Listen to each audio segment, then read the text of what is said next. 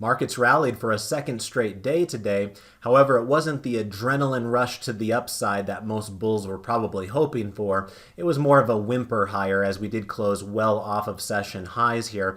And considering last week's intense sell-off, it didn't really do much to change the opinion of the marketplace. We still continue to have bearish postures according to the market forecast technical indicator. However, there are some areas that are holding up a little bit better. In tonight's video, I will show you that the energy sector seems to have the most consistent and strong trends to the upside. There are still a lot of areas that are struggling, unfortunately. And in tonight's trade application example, I do want to show you a bear call spread on a technology company in the semiconductor space, and hopefully that'll provide a little bit of a balance in our portfolio as we head into tomorrow's interest rate decision. So with that, let's go ahead and get started. Welcome to the Market Outlook video presented by MarketScholars.com. I'm your host, Brandon Van Zee. It's May 3rd, 2022.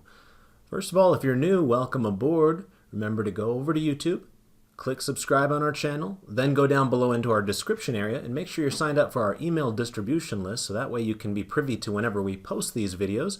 And you'll also be given the heads up as to what stocks in the S&P 500 are giving you overbought and oversold cluster signals at the bottom of those emails. In addition to that, we're heavy users of Twitter.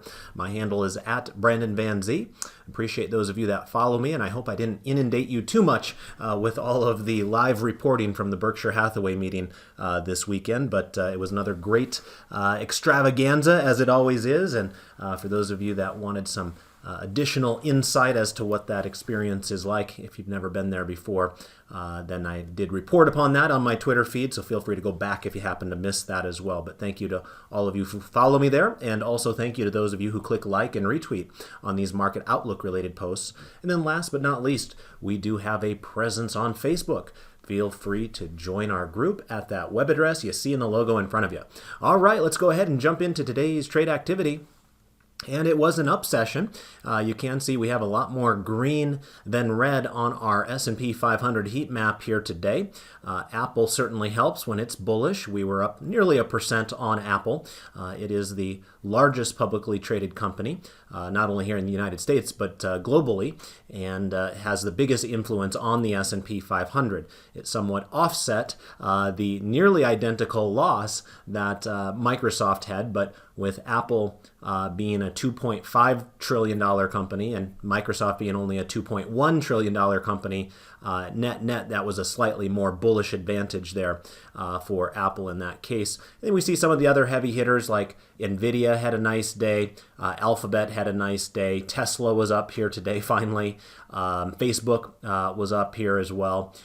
We did see Amazon down again, so not tremendously. It was only down 0.2%, but after the drubbing that it had late last week, not a great sign that it couldn't even catch much of a bounce here today when the rest of the market seemed to be in a little bit more of a bullish mood. You can see that there were some areas, some patches of consistent green out there. I would first point out energy. If I'm not mistaken, it looks like every single energy stock in the S&P 500 did close in the green here today, including your Exxons and Chevrons of the world. I would also say that financials did awfully well here today. We actually concentrated on the financials sector in my dividend growth investing class earlier today.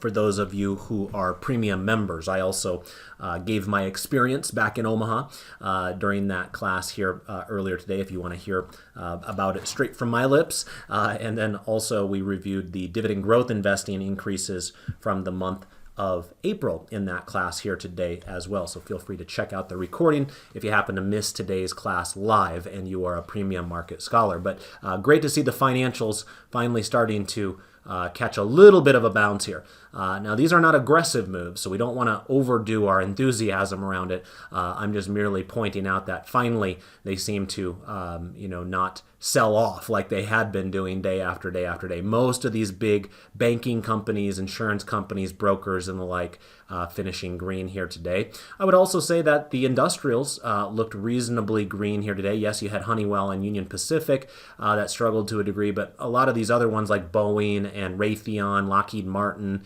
Illinois Toolworks, Caterpillar, John Deere, they all seem to do pretty well. So I would say that seemed to be a pretty strong area as well. In terms of areas that were a little bit more red, I would say that the consumer discretionary kind of fits that role with Amazon that I'd mentioned before, along with Home Depot, Lowe's, McDonald's, Nike, Starbucks.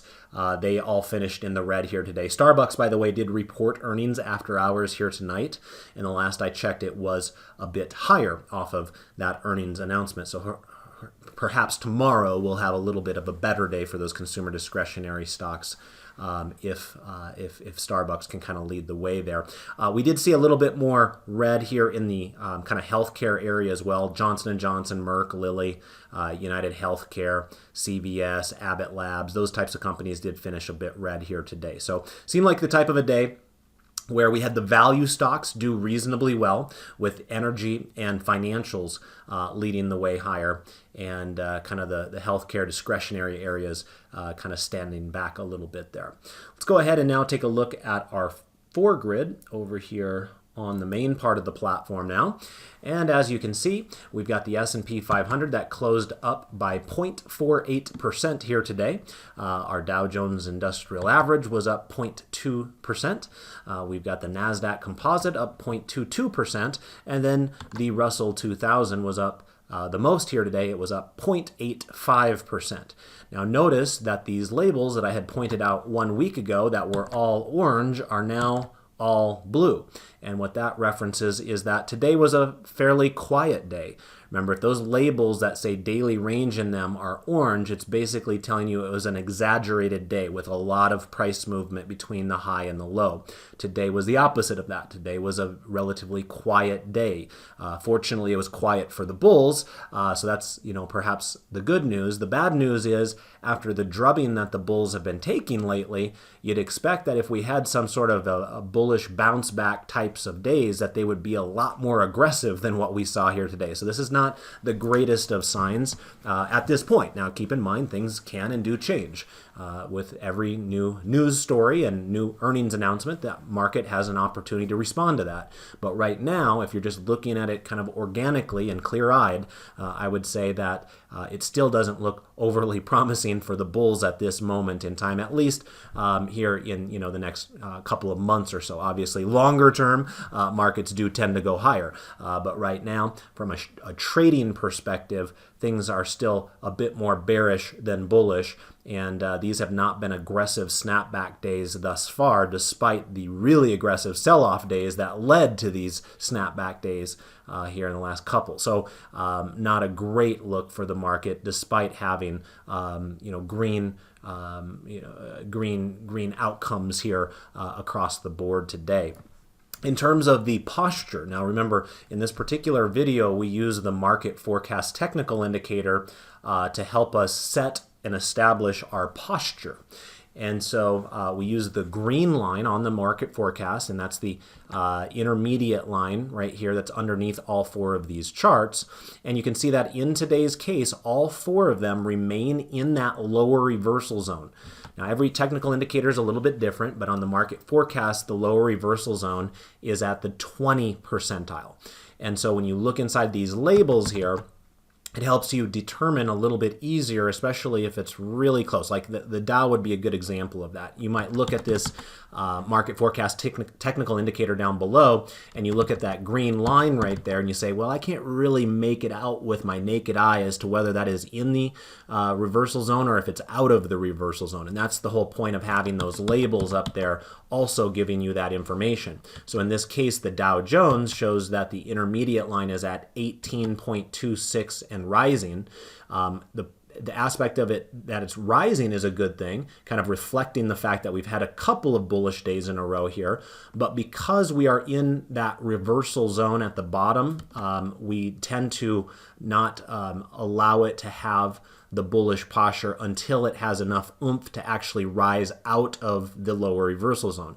It's kind of the same concept as what we've talked about in the past when the green line's in the upper reversal zone. Sometimes it'll go lower for a day or two, but because it's still in the upper reversal zone, we want to give it the benefit of the doubt and say that it's still bullish. In this case, we got to give the bears the benefit of the doubt. Yes, the bulls have had a couple of upside days here in the most recent two, but they have not been aggressive enough to actually push that green line above the 20th percentile. It's still sitting at 18. If that comes tomorrow, right? Tomorrow's a big day. We've got Jerome Powell coming out with an interest rate decision, and it's likely going to be 50 basis points, but there is some hints out there, or some rumors or thoughts from other traders that think maybe, just maybe, it could be 75 basis points, right? And there's the possibility for Jerome Powell to shock the market with either the announcement itself or perhaps just in the way that it is phrased or how they are viewing the future, right? Sometimes that takes a role into how the market reacts to that decision as well. So tomorrow could be an aggressive day. Whether it's up or down is anybody's guess, but if it is an aggressive up day after Jerome Powell makes the interest rate decision, then there's a pretty decent chance that at least on the Dow, that green line can get out of that lower reversal zone. And then tomorrow, it's entirely possible the background color of the chart would then switch to that light green color. Right now, you can see all four of these charts remain with that dark pink background, telling us that we have strongly bearish postures at the moment. But if tomorrow's a particularly aggressive up day, it does have that possibility of moving to a weekly bullish posture. Now, even if that happens, I would suggest not getting too worked up about it, mostly because we are obviously trading below falling 30-day moving averages across the board. Right? And if you believe in the concept that the trend is your friend, right now the trend, if there is one, is more bearish than bullish. And even if we do get a big pop higher by, let's say, 2% or something along those lines tomorrow in the general market averages, we're still not even going to be close to that moving average. We're still going to be considerably below it. And so the path of least resistance would continue to be to the downside according to the 30-day moving average, regardless of what the posture of the market forecast would be telling us at that moment in time. So just be on the lookout for that possibility. Sometimes we as humans have the desire to kind of get a little bit too rosy once we have a big update and we say, oh, that was it. Okay, all the bad news is out of the way and we're off to the races again. But this doesn't really feel like that kind of a market to me. It feels like a market that is selling first and asking questions later. So do your best to kind of control your enthusiasm tomorrow if there is another up day, even if the postures do flip back to weekly bullish. So again, all four of these charts continue at this exact moment to have strongly bearish market forecast postures, intermediate postures, and all four of the charts continue to have red 30-day moving averages. And what that signifies is price below a falling moving average. And so with both of those set up that way, it's giving us the impression that we are still operating in a more bearish market environment right now, despite the last 2 days of bounces that have taken place. The other thing I would quickly add is that we did have some long upper shadows on today's candles for the most part. Remember, if you really want to believe in the rebound theory, you'd like to see the stocks, or in this case the indices, close near the highs of the session. But we didn't really get that today. It was more of a whimper here today. Yes, we closed higher, so we'll be thankful for that. But it was not an aggressive activity. It didn't seem like. You can see here with the S&P 500 to the left of the mouse that I'm kind of circling here. Notice that you have that long upper shadow there, and what that effectively references is that earlier in the session we were trading higher, and by the end of the session we sold off from the day's highs, even though we were still closing higher than yesterday's close. And that happened over here with the Dow Jones You also saw that to a degree down below with the NASDAQ Composite as well. And it wasn't quite as bad with the Russell 2000. It seemed like that one closed a little bit closer to its highs, but nonetheless, that's another thing that you can be on the lookout for if you're hoping for the markets to reverse this really nasty slide that we've had so far in 2022. And remember, this is one of the worst starts to the year in history for the U.S. stock market. If you're looking for that to be reversed, it's going to require a very powerful oomph.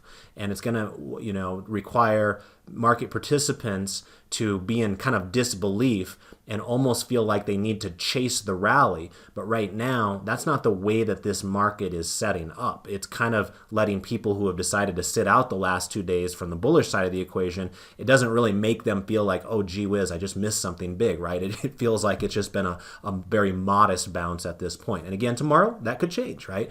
The Fed announcement days can have more aggressive trading in it. So maybe we get that tomorrow. But right now, I'm just a little bit standoffish about the rebound potential of this market right now, at least in the intermediate term. Again, longer term, that's a different story. Markets do go up over the long term. But what most of you care about in this particular video here as traders, I think you deserve to kind of stay more defensive in this environment. This doesn't strike me as a market that is desiring to be a lot higher than where it's trading right now. Let's go ahead, take a look at our 3 green arrows chart setup here. This will be 4D for those of you that are premium members following along at home. And you can see in this case, we do have 3 red arrows across the board still. The light pink background colors on all 4 of these charts suggest that is the case. For those of you that are not familiar with that term, 3 green arrows, or in this case, 3 red arrows, that hails from our prior life over at TD Ameritrade. David and I came from there, where we use that terminology as various trade signals, but it's basically just colorful language to tell you whether 3 technical indicators are setting up bullishly or bearishly at any moment in time. And when the background colors are green, that means that they're setting up more bullishly. When the background colors are red, it's setting up more bearishly. And the 3 indicators in question are the 30-day moving average, the MACD histogram, which basically measures momentum, and then your stochastics, which basically is trying to judge whether you're trading in the upper half or the lower half of recent price ranges. So right now, all 3 of those technical indicators have a red arrow most recently on all 4 of these major U.S. equity indices. So not a great sign there either.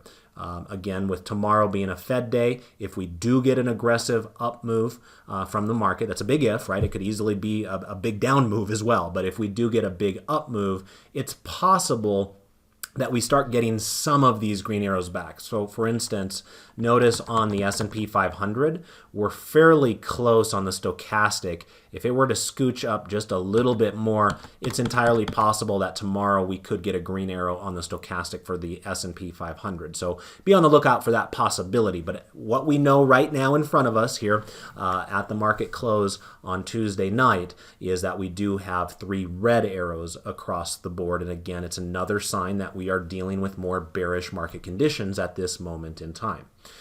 All right, let's go ahead and step away here to go to the internet briefly. I always like to get a chance to say thank you to those of you that help support this free YouTube video called the Market Outlook video. Last time I did the video, which was last Tuesday, since I was out of the office back in Omaha for the big shareholders event over the weekend. I was not with you this past Thursday like I normally would have been, but last Tuesday I did the video, and 109 of you clicked like, and I certainly appreciate that. Anytime we're up there in the triple digits in the likes on Twitter, then I'm happy to do a full-length video there for you the next time I'm able to do the video, and that is the case here tonight. I don't know if tonight's will go quite as long as it typically does. I'm actually expecting my mother-in-law a little bit later on tonight with a celebration of a 70th birthday. So anyway, we'll keep it a little bit shorter perhaps here tonight as I got to get squared away for that event. But just a reminder, right? These videos take a lot of time.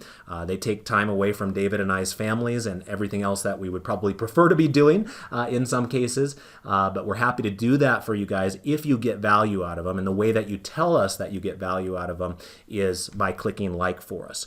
If we're under triple digits, then you're kind of sending the message there as well that you're not getting as much value out of them as maybe we would like you to, and therefore we can cut back on the content there as well. So we kind of want to hear from you and whether you get benefit out of them, since we don't make any money by doing these videos here. So we're trying to do them just to help educate you and help get the word out about our premium side of the business there as well.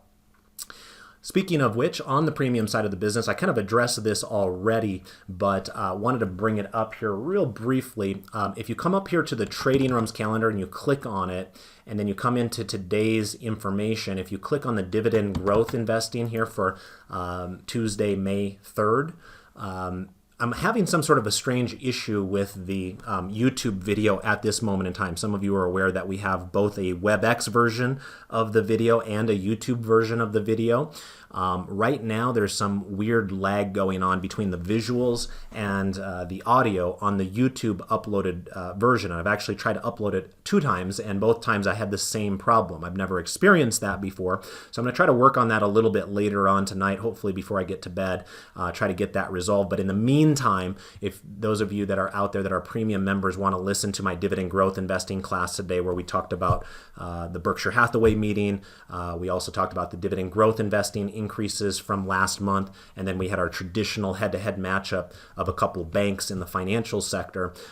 What you can do is just click on this kind of white image here, and I kind of try to explain that up here just a little bit as well. So if you click on this image and then click it one more time on the follow-up, you will then be able to watch the WebEx version of the recording. But again, I'll try to work on the YouTube version of it and hopefully get that squared away a little bit better here when I find a bit more free time either tonight or tomorrow. So be on the lookout for that as well. And then also, speaking of which, this is that dividend growth investing post that I had mentioned before as well. And I always like to put together a post each month of the previous month's dividend increasing companies. And this is something, by the way, that you don't need to be a premium member of our company to access. This is available to everybody for free.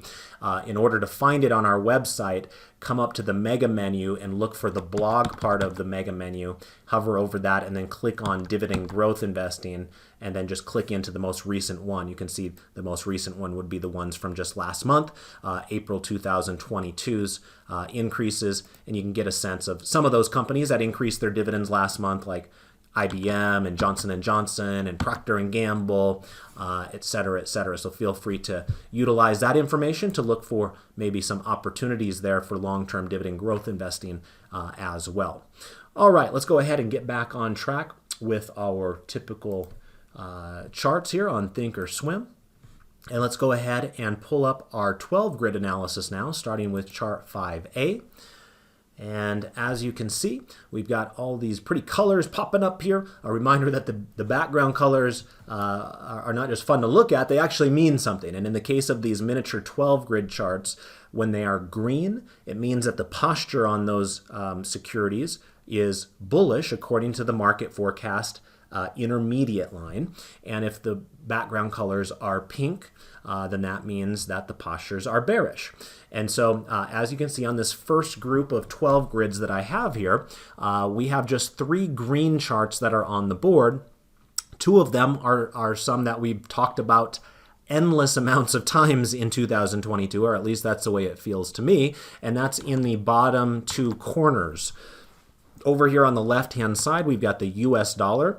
It was actually down 5 cents today, so it was a pretty flat day for it. But because it had been in such a significant uptrend prior to today, it can afford to give a little bit back and still retain its strongly bullish posture. In fact, you could probably have several days of this type of trading and still retain that, because as you can see here, the intermediate line is at 93.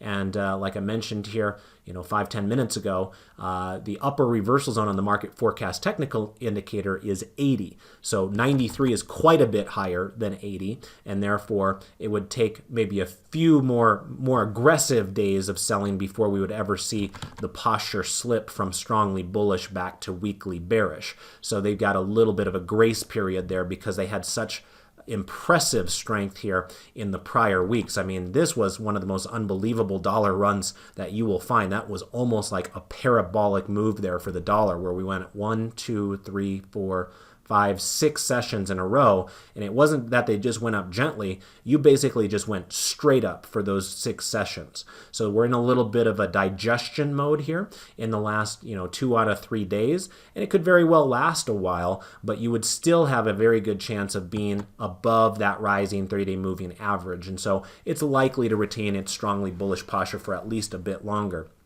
On the other corner, down below here on the right-hand side, we have TNX, and remember that's interest rates. It's the 10-year U.S. Treasury interest rate to be precise, and yesterday the big news was that we hit 3% on the 10-year Treasury, and it had been several years since that had been accomplished. That's a pretty big, noteworthy, round number there for the 10-year. Remember, it wasn't so long ago that the 10-year interest rate was well below 1%, and in some areas of the world, we actually had negative interest rates. So to go from well below 1% all the way up to 3% in basically the snap of the fingers is causing some reverberations throughout other financial markets there as well. Today we took a little bit of a breather. It closed just a little bit lower today, but still up there near multi-year highs. We closed at 2.96% here today. And similar to what I'd mentioned about the US dollar, this thing has so much strength built into it over the previous months, it could kind of coast here and even go sideways for a few more days in all likelihood before you would see the background color change to pink, because it's kind of, it's kind of front end loaded, I guess you could say. With the intermediate line in this case close to 92, it, just like the US dollar, would have to fall quite a bit before its intermediate line would go down below 80. So you're kind of in cruise control mode right now with both the US dollar and the 10-year Treasury yield. This other one up at the top, however, is a little bit of a different story. We haven't been talking so bullishly about EEM, and that's that chart you see up at the top that has the light green background color. Notice the difference in the shading between the green up here versus the green down here. This one is much darker down below, signifying a strongly bullish posture. This lighter green up here signifies what we would reference as a weakly bullish posture. So in other words, there has been some recovery, and we can see that. 4 out of the last 5 days, we've actually closed higher on EEM.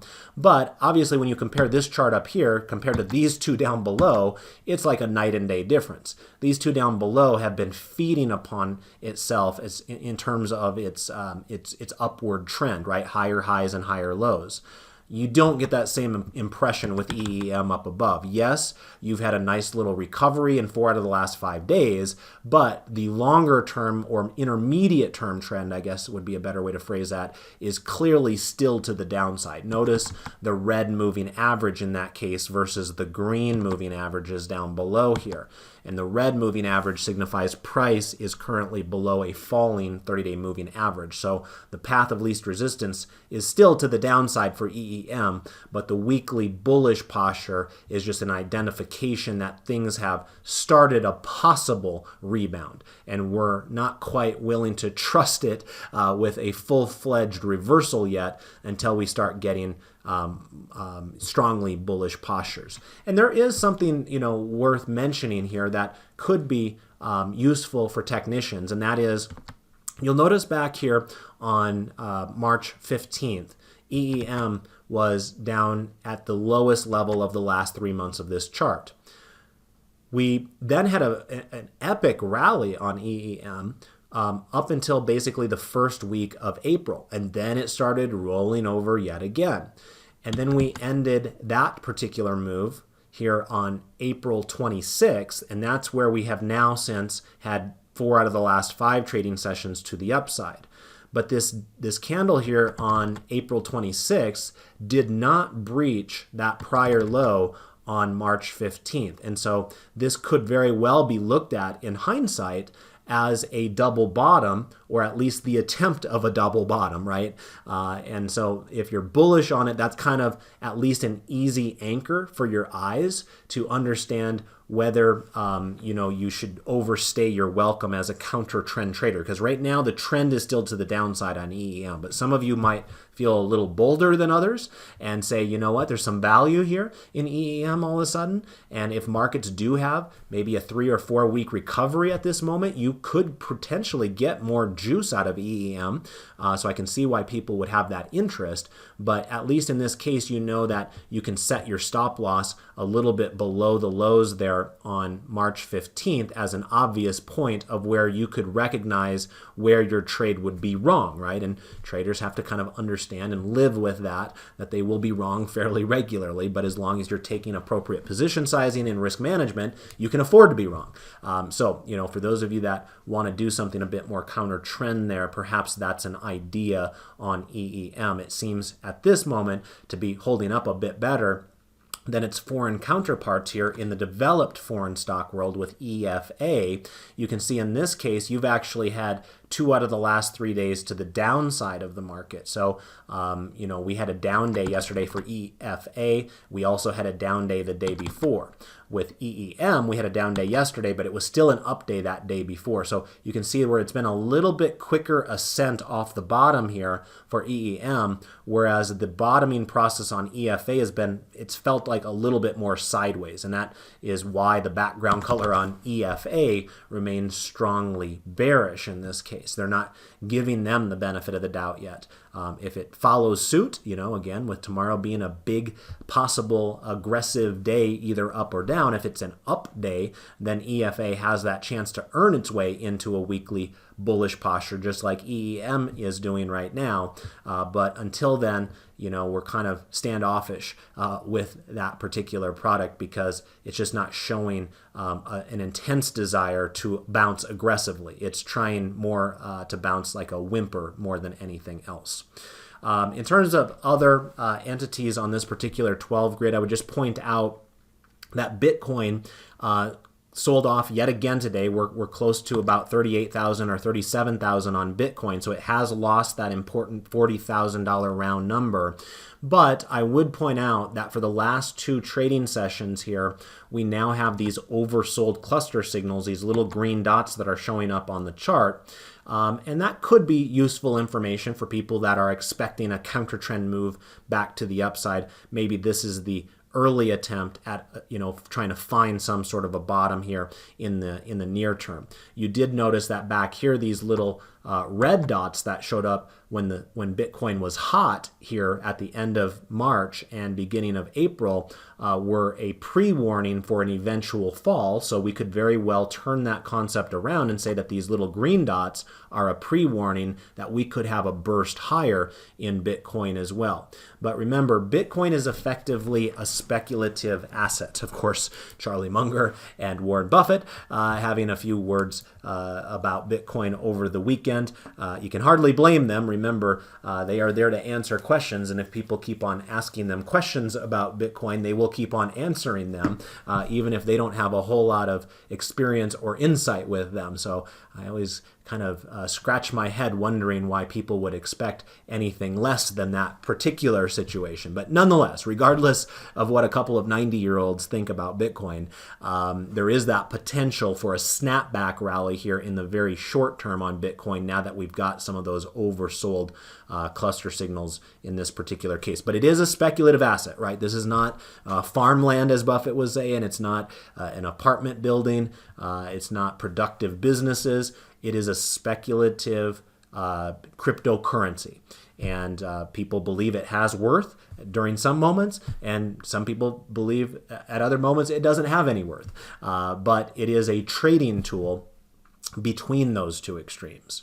And, it basically is a situation where if you expect the market to be more comfortable with taking risk, for instance, if you expect technology and consumer discretionary and communication services to do well in the short term, then I would venture to guess that Bitcoin would probably do well in that type of an environment as well. On the other hand, if you think that we're going to be stuck with more of the same in the immediate near term, where we're being led higher by things like consumer staples cycles in utilities and other things like that, some of the healthcare, then that's more of a risk-off type of a mindset, and you would probably find that Bitcoin would struggle in that type of an environment. So anyway, it's not the best of looking of trends at this moment, but because you've got those oversold cluster signals, maybe, just maybe, there's an opportunity for a bounce out of Bitcoin.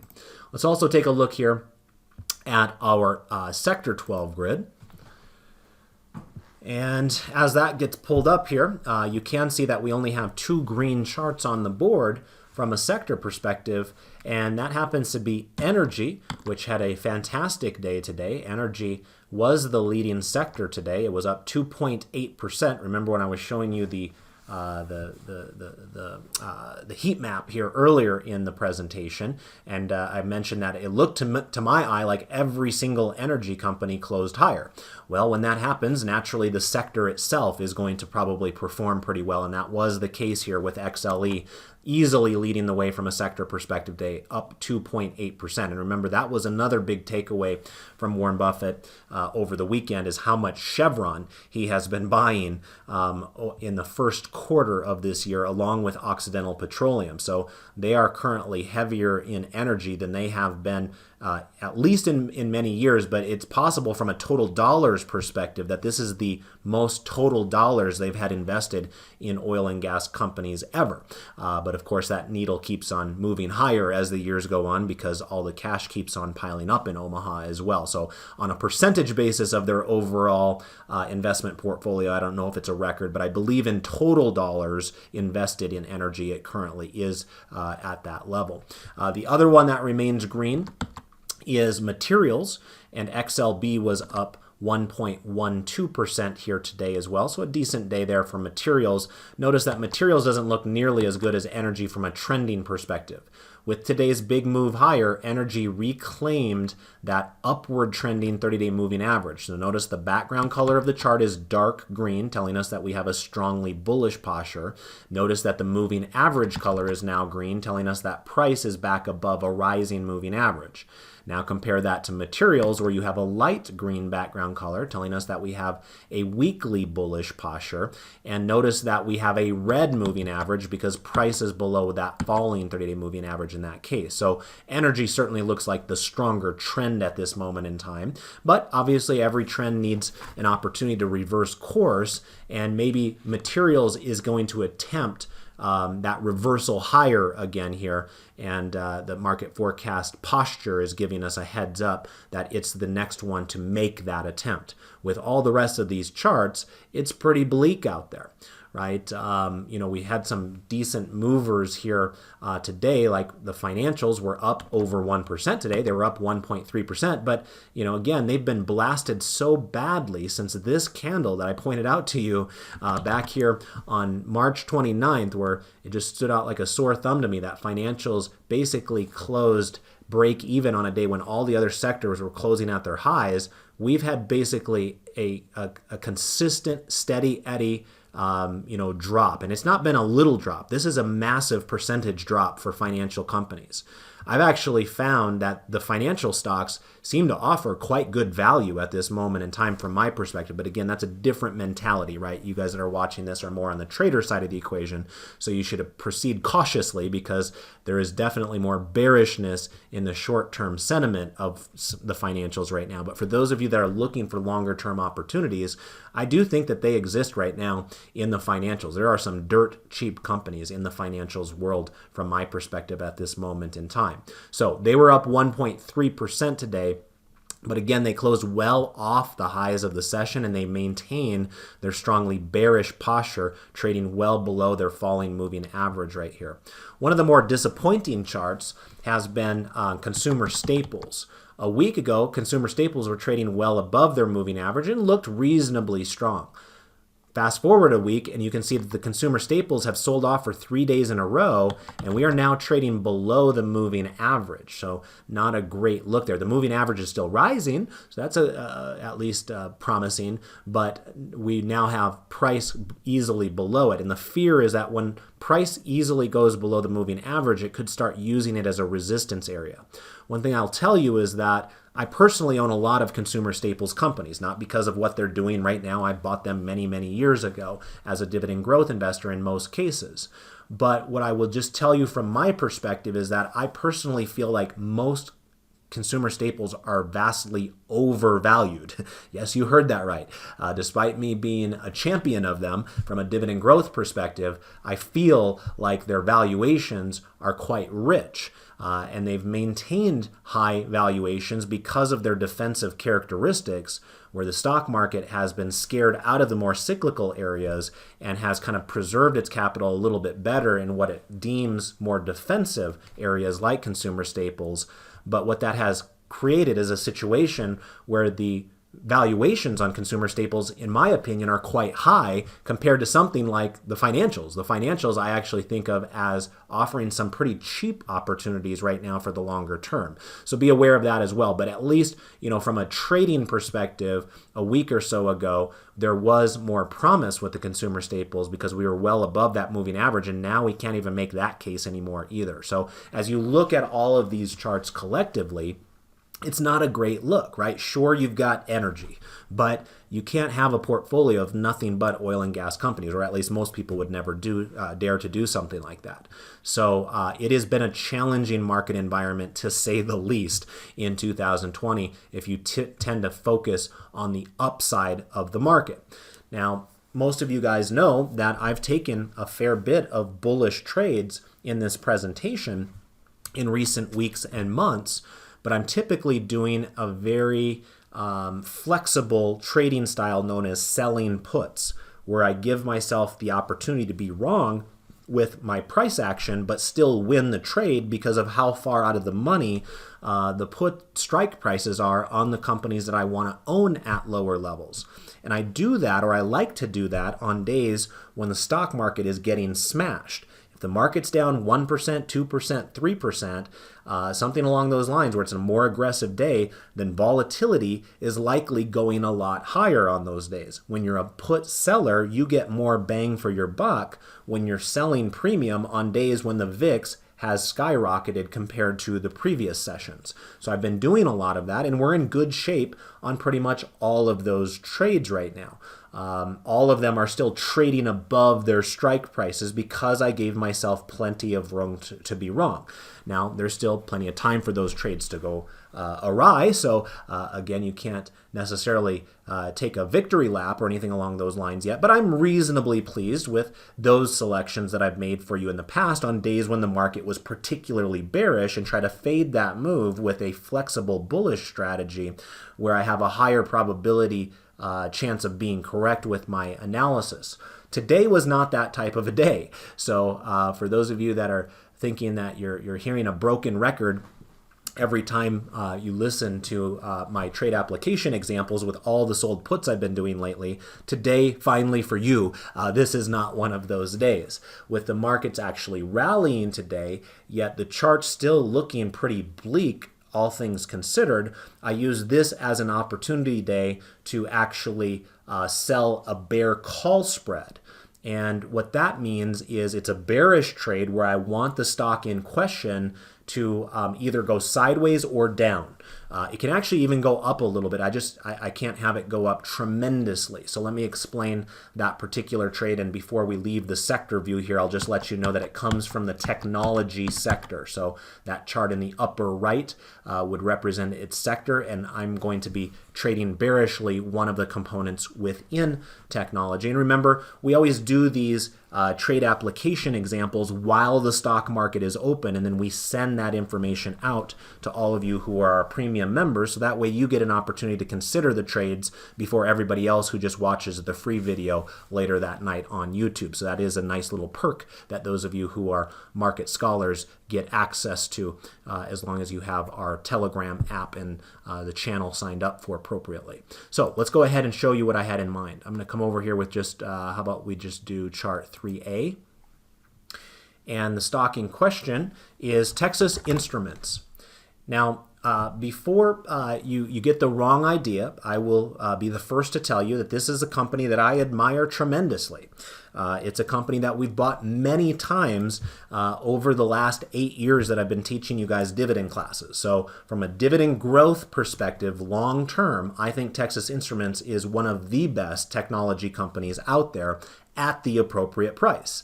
The problem is we're still not at that appropriate price. We have been at very random times throughout the years, and when the stock goes down too aggressively, we're the first to be happy to step in there and buy it at those more appropriate and higher dividend yields. Remember, when stock prices go down, dividend yields go up. But that's not really what we're dealing with here with Texas Instruments. Texas Instruments, as you can see from this 3-month chart, ticker symbol TXN, has largely just gone kind of sideways, right? Technically it's down 4% over this 3 months, but this kind of looks like a sideways chart, right? It hasn't been aggressively torpedoing lower like we've seen with a lot of other growth momentum technology stocks, right? There's a lot of those kind of Cathie Wood type of stocks out there, ARK fund stocks that are down 70, 80, 90%. Texas Instruments is not one of those. Texas Instruments is a very high quality cash flowing business. So it has not nearly torpedoed as much as so many of those other types of technology companies out there. So, you can see that it did have its earnings announcement here fairly recently. And they did actually beat the number that was expected out of them. And you can see that the stock started rallying for a couple of days after reporting that earnings announcement. But the last 2 or 3 days, it's kind of stalled out, right? You had really impressive bullish candle there, followed it up with another really bullish candle there. But for the last 2 out of 3 days, including today, we actually had selling pressure on this name. So despite the S&P 500 being up today, and many technology names like Apple and others doing well, Texas Instruments did not. It sold off today. It was down 0.84% today. So not aggressively, but obviously a relative underperformer on a one-day basis. You'll also notice here that the moving average color is red, signifying that price is below a falling moving average. So in the day leading up to earnings here, you had a pretty aggressive sell-off as well. But the moving average was still rising at that time because, you had some more bullish activity in the prior 30 days that made up the 30-day moving average. But that has started to change the shape of the moving average now that selling days have started to offset bullish buying days, 30 days ago or whenever it would have been. So that is being reflected in a moving average that was once being bent higher. Now that moving average is being bent lower. And like I alluded to earlier in the presentation, the fear then becomes that the moving average stops being used as a bounce area to the upside when this price is trading above it. And now when price is trading below it, it's going to be used as a bounce area to the downside. In other words, that moving average could very well start acting as resistance moving forward. And so what I did for today's trade application example is I sold I believe it was the 185-190 bear call spread, and I got a $1.10 credit for it. So it's pretty close to that 30% return on risk that we tend to look for those trades. But 185, as you can see right here, is quite a bit higher than where we're trading right now. In fact, if this stock were to go to 185, which is, remember, what I don't want, so for those of you that are newer to this idea of selling a bear call spread, effectively what I'm doing is I'm creating a trade where I create a credit or a premium that comes into my account up front, and the bet that I'm making is that the stock stays below the sold strike price. In this case, the sold strike price is 185. As part of that trade, I also bought the 190s, and that you can think of as kind of a built-in hedge just in case I am just wildly wrong with this analysis, and if Texas Instruments gets a buyout offer from Intel or something like that, and the stock goes up to $200, then the long call that I have at 190 will protect me from having too many more losses to the upside. But what I really need to have happen is for this stock to stay below 185. It's currently at 172, so you can think of it as though I have a $13 per share head start. But the other thing that I liked about it is the fact that when you had this rebound move here in the middle of April, Texas Instruments was only able to get to a high of 183.66 on this candle here. So in order for my trade to be wrong, therefore the month, I believe I did June. Let me just verify. Yep, I did June. So for me to be wrong with this trade, in the middle of June, the stock would have to go above this candle right here. And at that point, you could probably make the case that, the trend is changing more bullishly. Right now, we look at it and we say it's more bearish, at least on the near-term aspect with that light pink background color there and the bending lower of the moving average. But if it were to burst above this candle over here, I'd just have to admit defeat. I'm wrong. Traders often will be. And, that trade might not work out. But until then, I'm going to assume that this bearishness that's set in with this ever since topping out over here at 191 will continue to be with us moving forward. So it was an opportunity for me today to kind of balance out the portfolio a little bit, because I do have a lot of bullish trades in it with all those prior sold put trades that I've shown you guys in the last couple of months. So today was an opportunity to do something on the other side of the ledger and actually do a bearish trade, and again fade today's market rally at large by doing a bearish trade on an individual stock within it. So that's what I had for you here today. I hope you got value out of the presentation. If you did, I have one simple request out of you. Please click like for me there on Twitter, and as long as we're up and over 100 likes, I'll plan on doing another full-length video for you when I'm scheduled to do so on Thursday. If we're below 100 likes, then I'll still plan on doing a video. It'll just be a quick hitter type of a video, only a 15-minute version with no trade application example. So I'll let you guys decide what you would prefer of those two options there through your Twitter likes. So thank you once again for checking out the video. David should be back with you tomorrow for this video. I'll be with those of you who are premium members first thing in the morning with the factor-based swing trading class. So until next time, best of success with your trades and your investments. Goodbye for now.